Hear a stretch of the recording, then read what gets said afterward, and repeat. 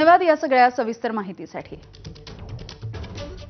पुढची बातमी बघूयात। संघाचे संस्थापक डॉक्टर हेडगेवार आणि महात्मा गांधी यांची तुलना करण्याची गरज नाही, कारण दोघांनी सुद्धा देश आणि समाजासाठी उत्कृष्ट असंच काम केलंय आणि ते सर्वांसाठी प्रेरणास्त्रोत आहेत, असं मत राष्ट्रीय स्वयंसेवक संघाचे नेते सुनील आंबेकर यांनी व्यक्त केलं। नागपूरमध्ये डॉक्टर हेडगेवार आणि महात्मा गांधी या पुस्तकाचं प्रकाशन पार पडलं। राष्ट्रीय स्वयंसेवक संघाचे अखिल भारतीय प्रचार प्रमुख सुनील आंबेकर यांच्या हस्ते या पुस्तकाचं प्रकाशन झालं आणि त्यावेळेला आंबेकर बोलत होते। डॉक्टर हेडगेवार हे सुद्धा स्वतः काँग्रेसचे सक्रिय कार्यकर्ते आणि सक्रिय कार्यकर्ते ते क्रांतिकार्यात पण होते। ते कलकत्त्यामध्ये असताना क्रांतिकार्यात होते आणि नंतर पूर्ण जीवनामध्ये क्रांतिकार्याला समर्थनार्थ त्यांचं कार्य सुरूच राहिलं। आणि त्याच्याच बरोबरीने कारण त्यांचं ध्येय देशाला स्वातंत्र्य आणि या देशाला एक मजबूत बनवण्याचं त्यांचं ध्येय होतं। आणि मग त्यांना हा मार्ग म्हणजे हे क्रांतिकारी आहेत का हे गांधींचं काँग्रेस आहे का टिळकांचं काँग्रेस आहे हा भेद त्यांच्यामध्ये नव्हता। डॉक्टर हेडगेवारांनी आपल्या जीवनामध्ये हा भेद कधीच केला नाही।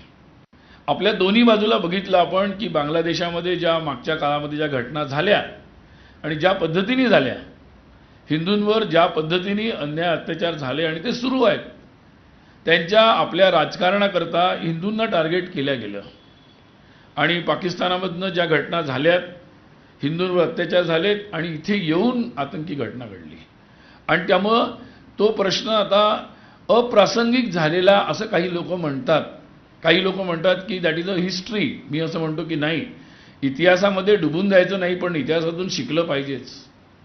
त्यामुळे आम्हाला इतिहासात जगायचं नाही, पण इतिहासातून शिकायचं जरूर आहे आणि त्याकरता इतिहासात जावंच लागेल। जो इतिहासात जात नाही त्याला भविष्य पण पक्क करत नाही। भारतामध्ये वेगवेगळ्या पंथ आणि पूजा पद्धतींवर कधी भेदच नव्हता आणि हिंदू त्या भेदाला पण मानत नाही, परंतु राष्ट्र मात्र हिंदूंकरता एक अत्यंत महत्त्वाची आणि पूर्ण निष्ठेची गोष्ट आहे। त्याबद्दल कुठलीही समझोता किंवा त्यात कुठलीही अशा प्रकारची गोष्ट होऊ शकत नाही की त्यामध्ये कोणी त्याला एक भेद देऊ शकेल।